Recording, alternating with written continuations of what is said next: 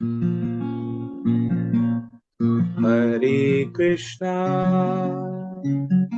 Hare Krishna, Krishna Krishna, Hare Hare, Hare Rama, Hare Rama, Rama Rama, Hare Hare, Hare Krishna, Hare Krishna, Krishna Krishna, Hare Hare, Hare Rama, Hare Rama, Rama Rama, Hare Hare, Hare Krishna, Hare Krishna, Krishna Krishna, Hare Hare, Hare Rama, Hare Rama, Rama Rama, Hare Hare,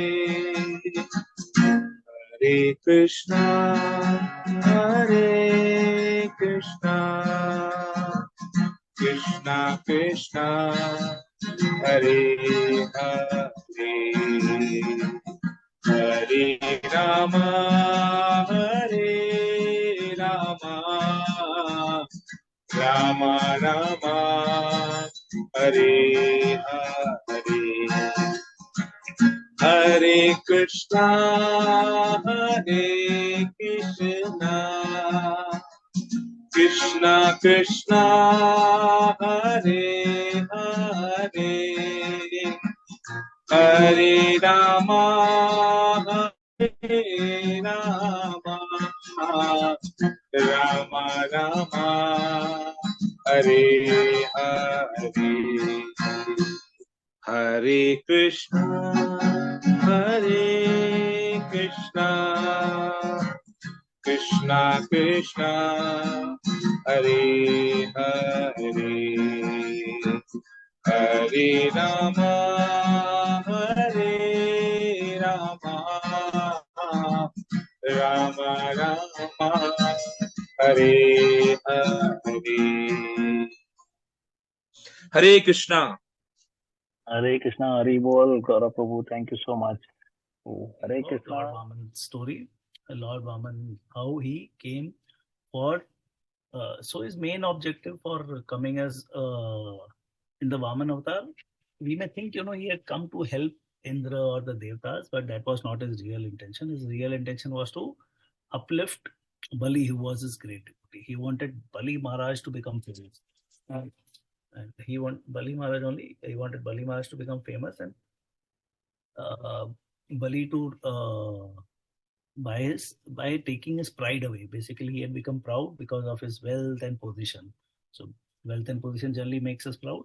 And Lord wanted, he was not coming to him. His devotion was falling, and he took it away so that he became completely surrendered to the Lord.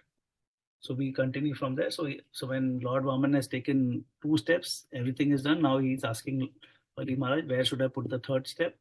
But before, so he's not, he's just thinking, and by the time Vasuki and has tied, the Garud has come, and through Vasuki he has tied Bali Maharaj. So Bali Maharaj has been made sorry, not with Vasuki, with the Varuna Pasha.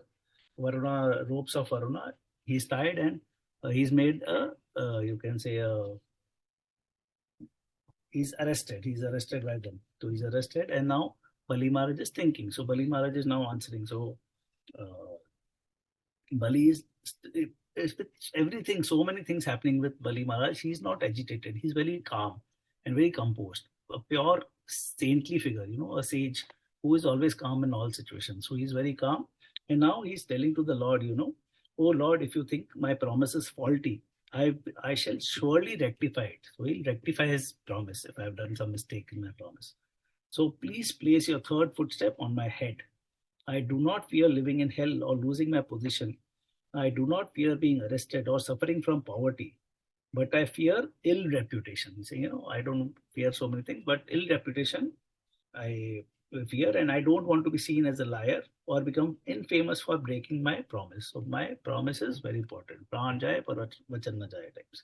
And then uh, Bali is expressing devotion and gratitude to Vaman there. He's saying, "My dear Lord, you are our eternal well-wisher. One's bodies, relatives, and homes are all temporary." So see, so much of knowledge there. Our body, home, everything is temporary. Only the service rendered to unto you is permanent. Prahlad, my grandfather, was harassed by his fathers in many ways, yet you always protected him. I will also worship you, although you have taken away all my property. I only see the situation as an opportunity to surrender unto you. See, great people, when they face Ravi problems, sound थोड़ा low है, थोड़ा सा sound बढ़ा ना ऐसे. एक minute ना, may be Bluetooth connected नहीं है क्या? Let me C.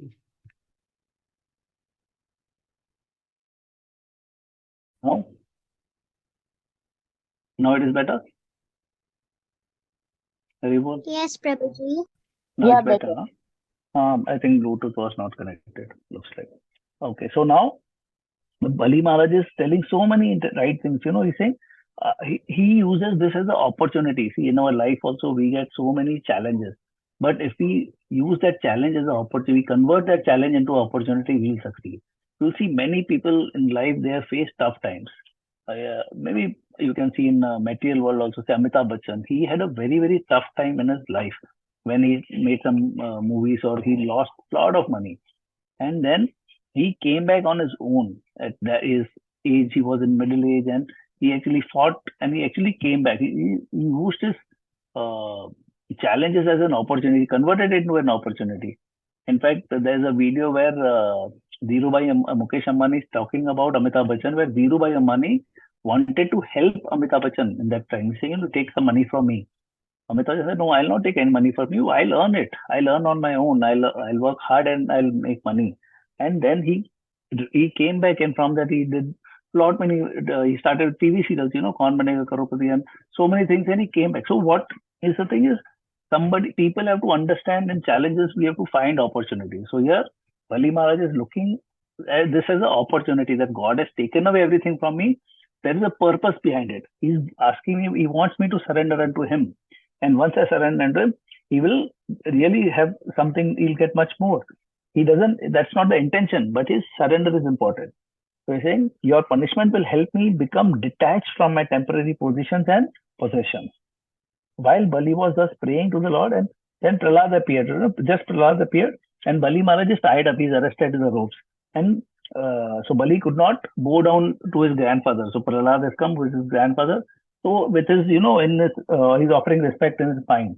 And Bali's eyes were filled with tears because he was thinking, what will my grandfather think, what have I done? I have not given proper respect to him, and plus I've not, I've been arrested. Maybe I've done something wrong to Lord Vaman. So Bali is thinking, because the Lord binds me, my grandfather might think that I have displeased the Lord, because the Lord is bound him. He's saying, I would have Prahlad will think that my grandson has displeased the Lord. So seeing that seeing Lord Vaman, Prahlad is also overwhelmed. He's saying, my dear Lord, it is you only who has given heaven to Bali, and it is you only who has taken it away from him. In both situations, you are merciful towards him. See, Lord only gives whatever we get. So Bali Maharaj got the heaven. It is the mercy of the Lord. And if he's taking it away, that is also his mercy for some situations. In both situations, you are merciful towards him. While taking away this property and position, you have saved him from material illusion because he was getting too much attached to it. And you have saved him from this. This is just an act of your unlimited mercy. Then Lord Brahma also wanted to say, but Bali's wife, so there is Bali's wife also standing, Vindhyavali. She's also standing there. She's also now speaking. She also prays to the Lord. She says, oh Lord, you have created this universe for your pastimes. Unfortunately, however, foolish people claim proprietorship over it for enjoyment and consider themselves the doers of all activities. So this is the problem with the human world. Everybody is thinking, I'm making this property, I want this land, I want this country. So everybody's trying to become a proprietor of this material world, which is actually illusion. They are and they want to enjoy it, but it is everything belongs to the Lord, and they are thinking everything we are doing, we are the doers. See, every people think, I have achieved everything on my own. We see we have done hard work. We are supposed to do hard work, but ultimately God's blessings are important. It will be foolish if somebody says, only God wishes or God, God's mercy is there. With God's mercy, we can achieve anything. So today I was listening an example. Now this the exam season is going on, so most of the children are going through a lot of examinations. So there are students, some students don't study for the full year, and they go to some Maharaj or they go to some Guru and say, oh, bless him so that he clears his exam. So that is not correct. It's okay, Guru. What will the Guru say? Did he study the whole year? He did not study anything. He was just loitering around. He did not pick up his books. And on the last year, saying, "You bless me," then so what? The blessings he'll pass? No, he'll not pass.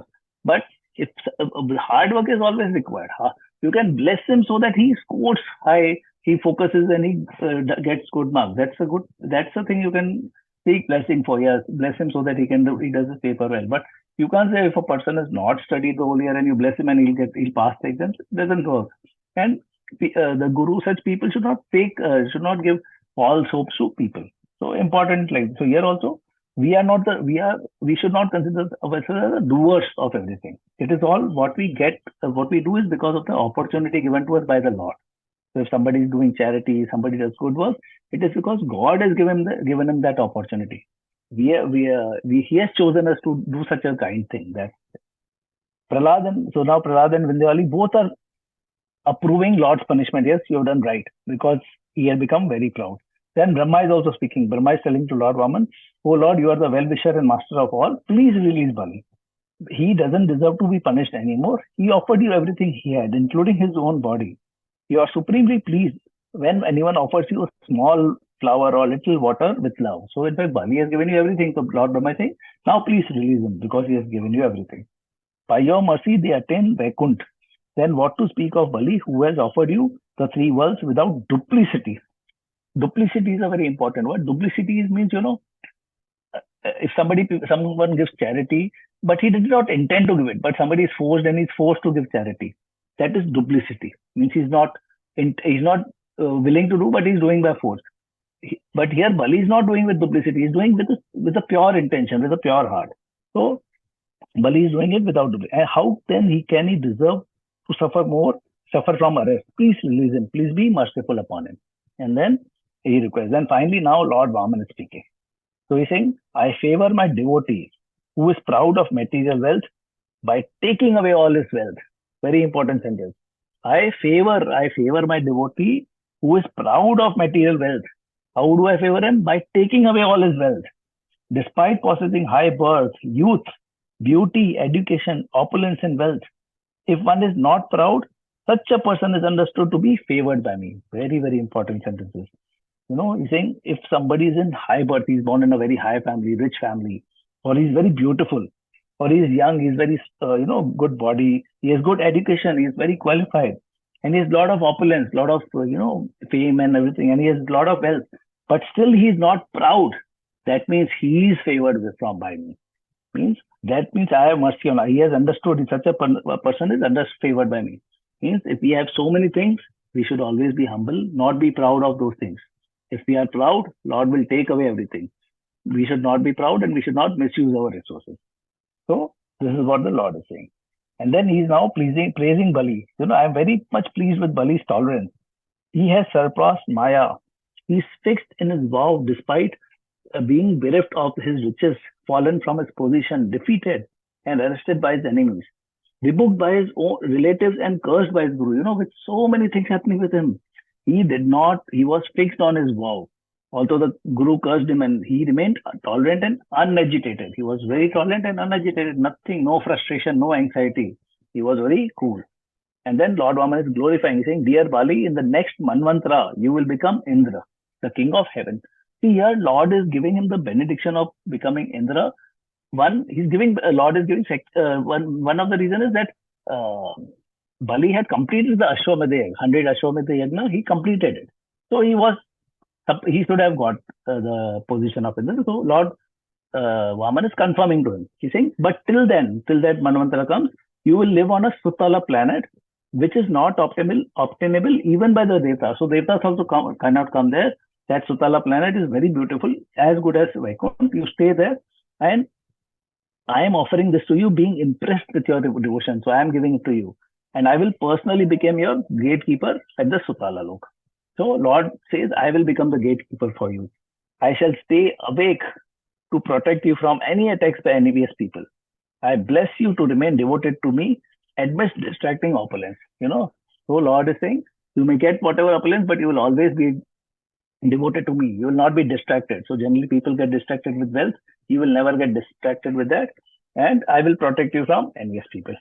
And then Bali, then Bali is released from that Varuna Pasa. The ropes are removed, and he just folds his hands and he's crying. His tears are in eyes, and he's telling to the Lord, "Oh Lord, I merely offered obeisances to you within my mind when you came to me." So remember, when Lord Vaman came, he offered obeisances to the Lord. In his mind, because in that position he couldn't do that, but he had offered obeisances. Yet I have attained results sought by fully dedicated devotees. Only I did this much, and you have given me so much, as good as I'm a dedicated devotee. The rare mercy you have shown me by putting your foot on my head was not achieved even by the Devtas. Lord has put his foot on Bali's head. Can you think, does Lord touch anybody? The Devtas, the sages, they just, first they plead for darshan of the Lord. They just want to see. And touching of the Lord to his devotee is, very, very difficult. So his touching Lord Vaman, putting his feet on Bali Maharaj is such a great thing. No other devotees get this benefit. So he's saying this is a rare mercy of them. And in fact, Devtas also don't get this. And then everybody thing is settled, and Bali bows down, and everyone goes to Sutala planet. Then Lord Vaman also tells Prahlad, my dear son, all good fortune unto you. For the time being, please go to Sutala planet and enjoy with your grandson and relatives. You will see me there with a club in hand. And everybody went there. Then Indra was made back, given the heaven back, and Aditi was happy. Her son got the position back. And all the Devtas, glorified Vamandev, and everybody left. Lord, why did this? Because he fulfilled the wish of Aditi and Kashyap, and also for the welfare of all the living entities. And then the leaders of the heaven brought Vaman to the heavens in a celestial plane. He was taken, and this thing. Lord was taken. And Lord's other name, one is Trivikrama. First we saw is Trivikrama, because in his own body he has covered all the whole universe. Now his second name is also, he's given a name of Upendra, because he is also born out of Aditi. So he is a brother of Indra. So because he's a brother of Indra, his Lord Vaman also gets another name called Upendra. So three names for Lord Vaman. Vaman, Trivikrama, and Upendra. And then this story, anyone who hears the activities of Lord Vaman is undoubtedly freed from all sins, and all glory to Lord Trivikrama. So this is what we heard. Here actually, one thing more happens. If you see in Kerala, there's a festival called, which is a festival in Kerala, which they celebrate? Onam. Correct, right. Onam. So in Onam, what happens? What is the story of Onam? Are you aware what is the story of Onam? I think it's the story of the Vaman Avatar. Yeah, it is linked to Vaman Avatar. Actually, it is linked to Bali Maharaj also. So Bali Maharaj comes to Kerala on Onam, and he stays there, and in that season, so he comes once in time. So it is linked to Bali Maharaj, and the story also goes, now Vaman Dev said, I will be a gatekeeper to Bali Maharaj. So Bali Maharaj, so now Lakshmi Devi is wondering, where has my husband gone? So he's the gatekeeper. So then she approaches to Bali Maharaj, and she says, please allow my husband to come back. So then she makes Bali Maharaj as her brother. So Raksha Bandhan also is linked. Onam, two festivals are linked to Vaman Dev and Bali Maharaj. One is Onam, which is celebrated in Kerala, and second is Raksha Bandhan. Raksha Bandhan is also linked, and Raksha Bandhan is because Lakshmi Mata visits Bali Maharaj and ties a Rakhi to him, and she requests him that you allow my husband to come back. So these are the two festivals which are linked to Vaman Dev. So Vaman Dev ki jai. So this we complete Vaman Dev story. So then actually we have quite a few stories. Now the stories which will be small ones. So there's a Matsya Avatar story. But before that, last time I wanted to do is Mirabai story. So let me see if I can. We'll do Mirabai story now. It's okay. Then we can do the Matsya Avatar story. It's not so big, so we can do Matsya Avatar also. And we can do one Mirabai story.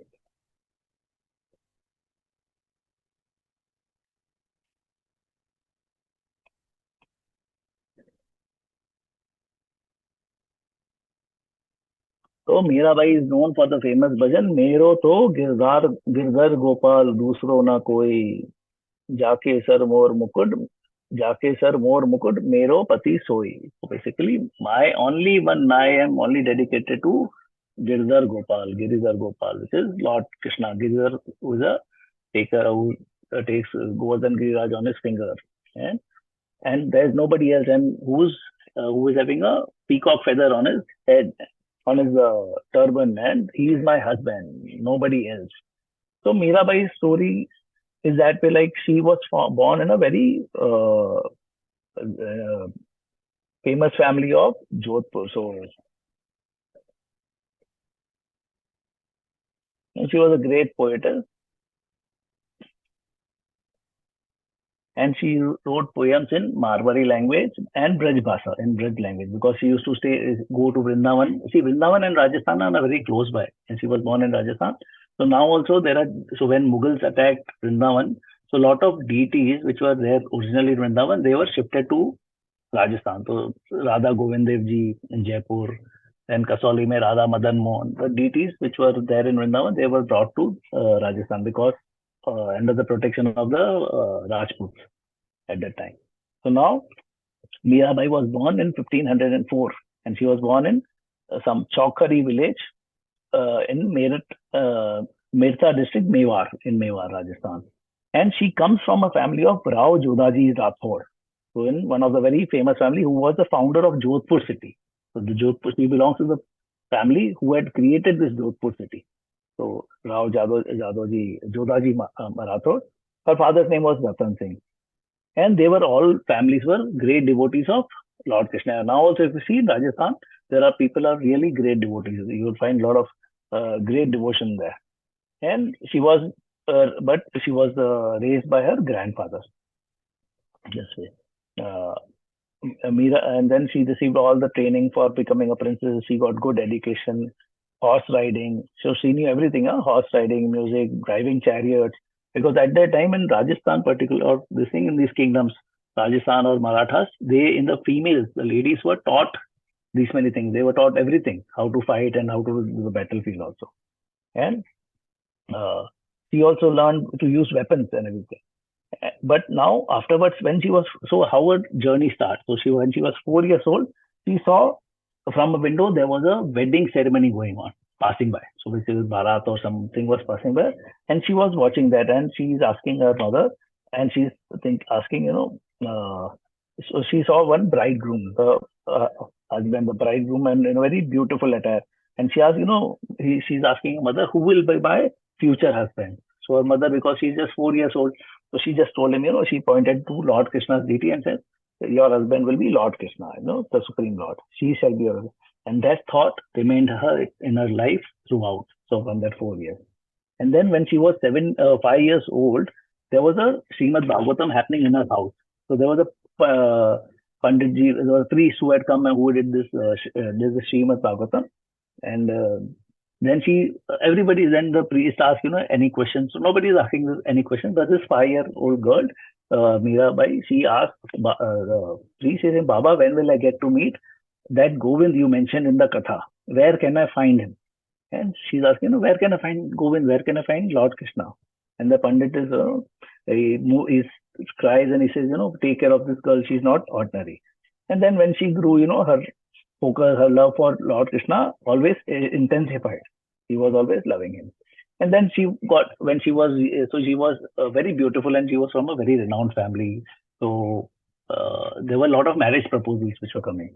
So then she got and she was gifted with a she was having a beautiful voice and she used to sing bhajans and she was very famous. She was having a lot of qualities. So many people wanted to marry. And so at the age of 14, there was one king of of Mewar called Rana Sangram Singh. He approached his grandfather. He is seeking her for getting her married to his son Bojraj. So Bojraj was her husband. His name he was also called as Rana Kumbh. So then they married and then everything happened. And also she did not want to marry because she had already thought, I want to marry Lord Krishna, but because of family things, she got married. And then, but in her daily life, she always used to focus on bhajan. So she had a temple in her house and she used to do that deity worship. And she used to do her normal household works also. But what happens, her family, the in-laws started to become envious with her. And they were always thinking, what she's doing, or every time doing a lot of bhajan. And she was this thing. So then her mother-in-law, they used to create problem with her. So now conspiracies began because of this. So first one was his sister-in-law, Mirabai's sister-in-law called Udabai. And she instigated Mira's husband, saying that, Mira is having love with somebody else, secret love with somebody else. And she's dancing and discussing with him inside the temple, within the Krishna temple. So then this husband believed his sister's word and Rana Kumar, and he ran with a sword to kill Mirabai. But when he was going, he met a relative on the way who was a sensible guy. He told, first you inquire whether it is true or not. How can you take a decision just by hearing to your sister's complaint? You go and check. So then he went and he checks and he finds that actually there's nobody inside. And then he finds, so they go inside in the night and he takes his sister also along and he says there was nobody. She was singing in front of the deity. And his sister was actually there and she was embarrassed and she had told lies because of that. And then it was only Krishna there. So that also, then Mirabai says, who is inside? He's there, my lover who is sitting there. It is Navneet Chor. Navneet means butter thief. And he has stolen my heart also. And she was dancing. And then, so this was one incident. Then she had a lot of other incidents which happened. And she used to invite a lot of people, the devotees, a lot of saints to her house to do Bhagavad Katha, this thing.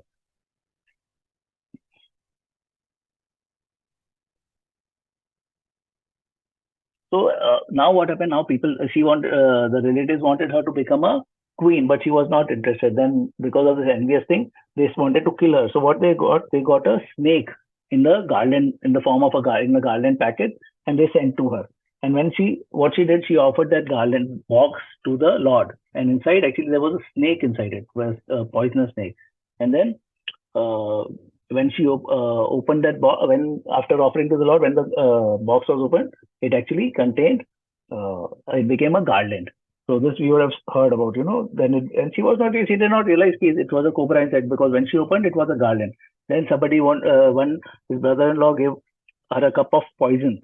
And when she offered, again, everything good thing is, of the devotees, they offer to the Lord before they take. So she again offered to the Lord, and then when she took, it became nectar.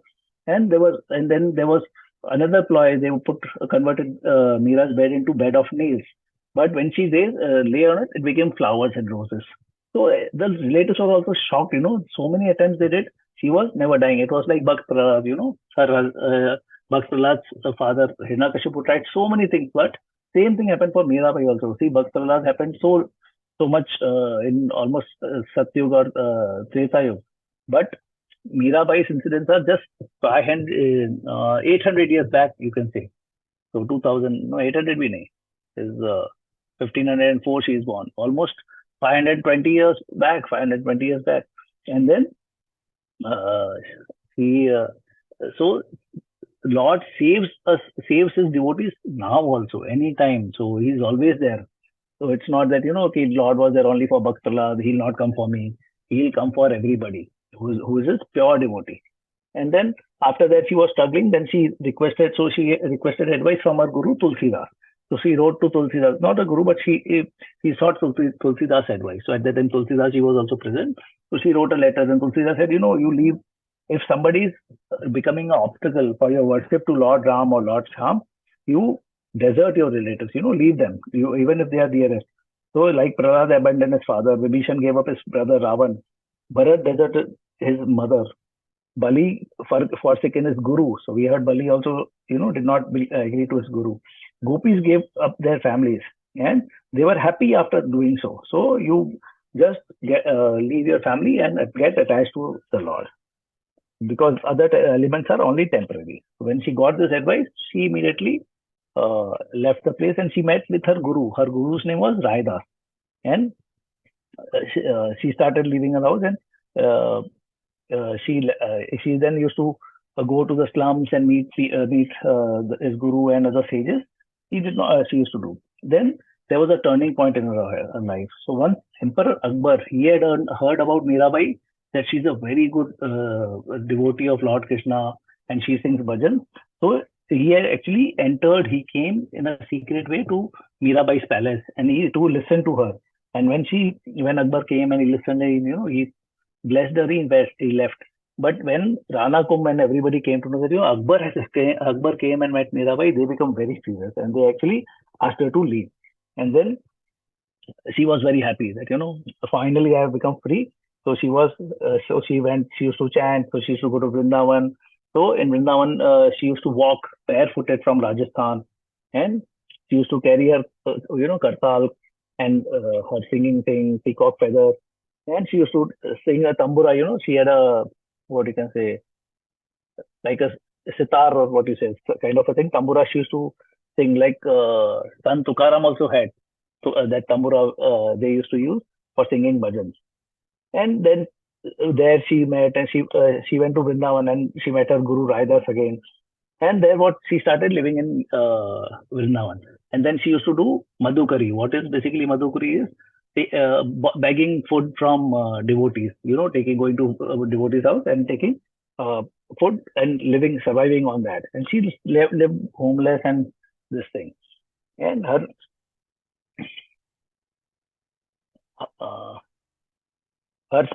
fame she became very famous. And then again, after that, her husband realized, her husband came to meet her saying that, come back and all those things.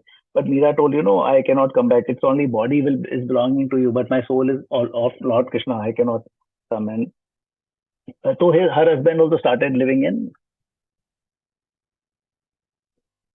sorry.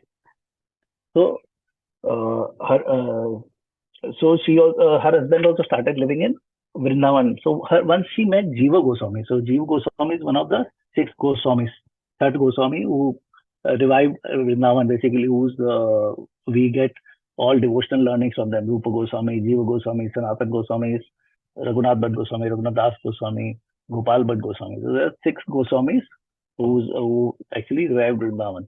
So she was at a time when she met Jiva Goswami. So once she desired to meet Jiva Goswami, so when she goes to meet Jiva Goswami, so the Jiva Goswami's disciples were there, said, Jiva Goswami does not meet any ladies. He doesn't meet females. So Mirabai, sends a message to Jiva Goswami. For the first time, I'm hearing that there is another man in Vrindavan other than Krishna. So for the first time, I'm hearing that there is another man in Vrindavan other than Krishna. We all are Prakriti, nature, and Krishna is Purush, man. So basically, only Krishna is a man. And then Jiva Goswami immediately realized that she's not an ordinary person, and he met her. He gave her knowledge. He gave her spiritual knowledge and divine narrations of Lord. So she got that knowledge from Jiva Goswami also. And then Rana Kumbh requested Meera to come to Mewar, and she said, you stay in the temple. No restriction will be there. And these things all told. Then she went back to Mewar, and then after that, they used to travel to Dwarka. So when finally she reached Dwarka, at Dwarka right now also there's a temple where in Bet Dwarka, where Lord Krishna's Dwarkadish temple are there. And she was singing and she was doing bhajans, and suddenly she stood up and she entered the deity room. And when she entered the deity room, the doors got closed. The Lord's this door of the deity that got closed, and she was singing, "Mere Jeevan, Mere Janam Maran ke Saathi" for Lord Krishna, this way. And when she was singing, she so she was just singing, and then she thought, God is calling me, oh Girdari, and she started entering, and she went to the DT room, and the door closed. And when afterwards, when the door opened, there was nothing. Only a sari was seen on Lord Dwarkadish, Lord Krishna's body, and the singing of Lord Krishna and Mirabai, Lord Krishna's flute was being heard, and Mirabai's bhajan was being, people could hear that. So actually, she got merged with Lord Krishna and Dwarkadish. So that's the way this is. Mirabai became so famous of this. So Mirabai again teaches the lesson similar to Bhakt Prahlad, have faith in the God, and he takes care of everything. And he takes care, and he not only takes care, he took Mirabai away along with himself in this thing. Okay, so Mirabai.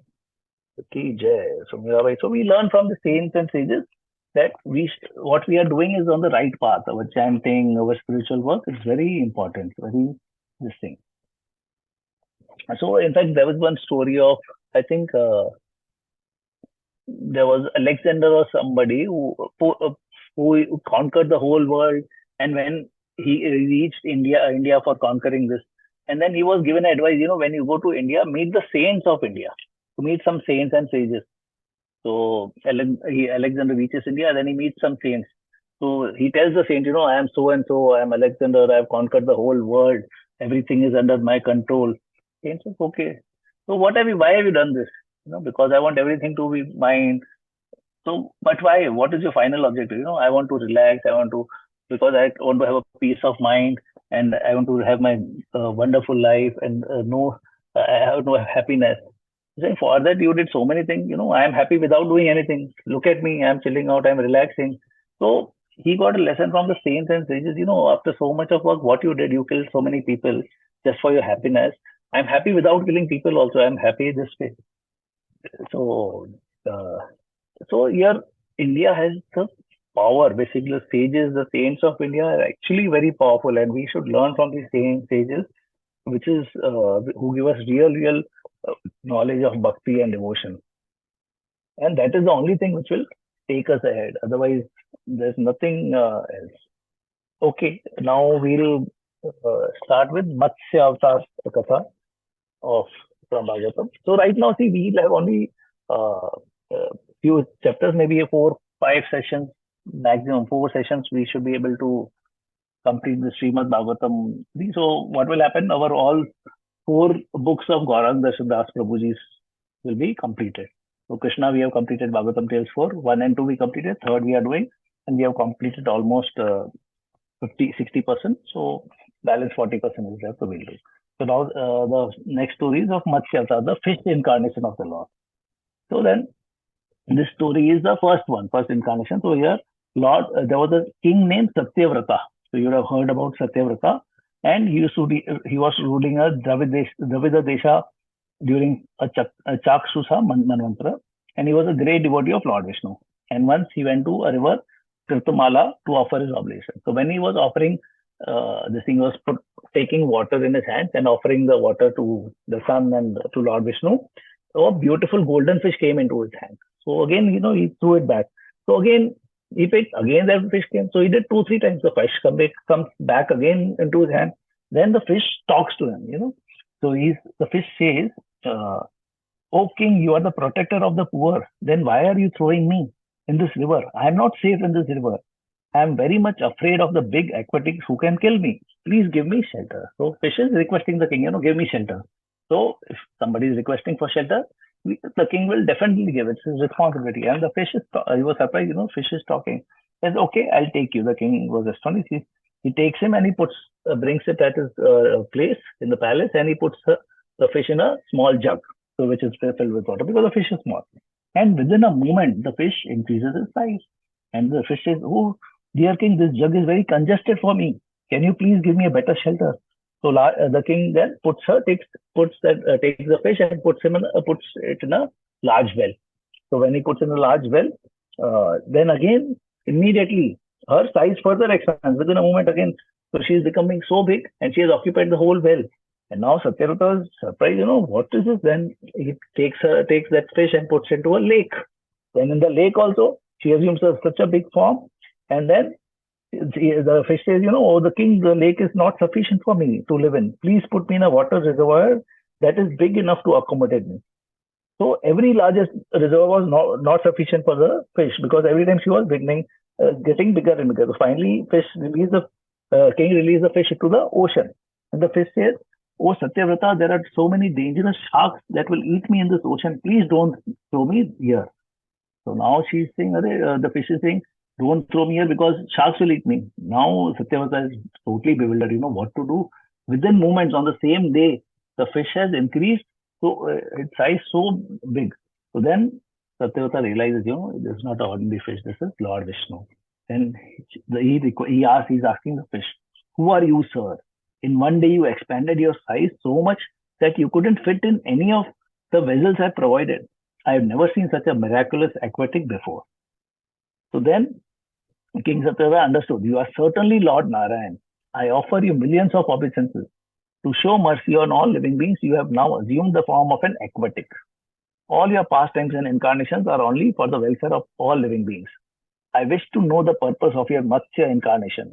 Why did you appear in the form of a fish? So now Satyavrata understood, he is Lord Narayan. So he's asking, tell me why you have come in the form of a fish. Lord Matsya replies, dear king, please hear me attentively. On the 7th day from today, so 7 days from today, all the three worlds, Bhu, Buha and Swaha, will merge into the waters of devastation. So there'll be a pralaya and everything will be merged into the waters of devastation. And universe will be annihilated and the three worlds will be submerged in the flooding ocean waters. During such chaos, I will send you a large boat. I will send you a very big boat. You should collect all types of herbs, seeds, and everything valuable. So you collect all these seeds, valuable things, and immediately stock them on the ship. Then accompanied by 7 great sages, so Sapta Rishis. So you, along with the 7 sages and those herbs and seeds, you board that ship. So all of you board, and all kinds of living beings, you board the ship, board the boat. Afterwards, attach the huge vessel to my horn. So fish, I will come again. So that fish will come with a horn on his, you see fish having a horn in the front. So you attach that boat with that, with me, with the fish, through a Vasuki serpent. So Vasuki serpent will help here also. Vasuki serpent is helping where? In the churning of the ocean. Samudra Manthan also, Vasuki serpent came for helping. So here also Vasuki serpent comes for tying the boat with Lord Matsya, in Matsya avatar. Then in the light of effulgence of the sages, the travel on the dark ocean of inundation without fear. See, the whole thing will be dark, but who will bring light? The sages will bring light. So the Lord is saying, in our life, who can bring light to us? It's the sages. So once somewhere I was hearing, if we have to see the sun, can we see if sun is not present? So today, now it is dark. If I tell you, see the sun, can you see the sun? So we can't see the sun, but we can see the sun only with his lights. When the sun gives his light, then only we can see the sun. Same way, we can see a Lord only with somebody who he is sent or to his representatives. The sages are actually his representatives, his light. So sages give us that light. So here, the Lord says, the light of effulgence will come from the sages, and then you will be able to travel in the dark ocean. Pulling the boat, I shall travel in the waters of devastation until Brahma's night slumber is over. So Brahma's night, once it gets over, then there will be a fresh, Manvantar, fresh Satyug Yuga starting, and then everything will be normal. So till that time, I will save you. Till that period is having, the devastation happens, I will save you. So then King Satyavrata was astonished, but he remained cool and he started meditating on Lord Matsya. So for 7 days, he did all meditation. And after some time, the rain started, heavy rains also started, and ocean started overflowing. Then he followed whatever Lord Matsya has told. He saw a big boat coming. Then he collected all the herbs, creepers, and accompanied by sages, boarded the boat. And then the sages spoke, said, dear king, you have now boarded. You please meditate on the Lord, for only he can save us from huge danger. So also Lord has told, I'll save you. But it's not that, you sit in the boat and just chill out, "Arey, chalo party karte hain." But the Lord will save us. No, it's not that way. You have to do chanting, you have to do the bhajans of the Lord. So the sages are telling, King, Lord can save us. So please do meditate on the Lord. So they all meditate on the Lord. And then a great large golden fish comes, which is 8 million miles long. 8 million miles long. So almost 80 lakh miles long with a horn. It appeared in the ocean, and then Vasuki, when Lord's advice, the king anchored the boat with Vasuki serpent.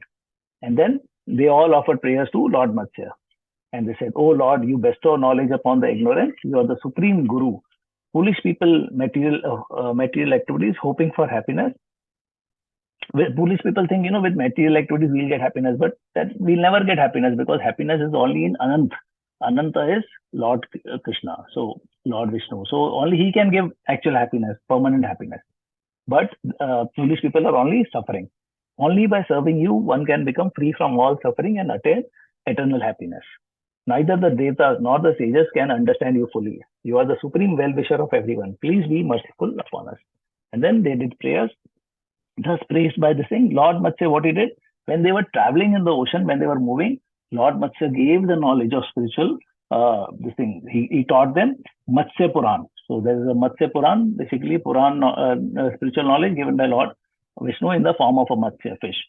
And there's Sankhya Yoga. Sankhya Yoga also comes when Kapil Muni, he gives knowledge to his mother, Duhit. Kapil Muni's mother's name was Duhiti or what? I forget. Devuti. Sorry, Devuti. Kapil Muni's mother. So Lord Vishnu also comes as Kapil Avatar to see what happens now. Lord has given knowledge of Bhagavad Gita, Bhagavatam multiple times, but people forget, because the knowledge, when it comes down after centuries, people forget things. So Lord has to come again to remind. So when Lord Krishna is telling Bhagavad Gita to Arjun, he's telling, I had given this knowledge to Vivaswan, so was the sun god at the time, the first, millions of years ago.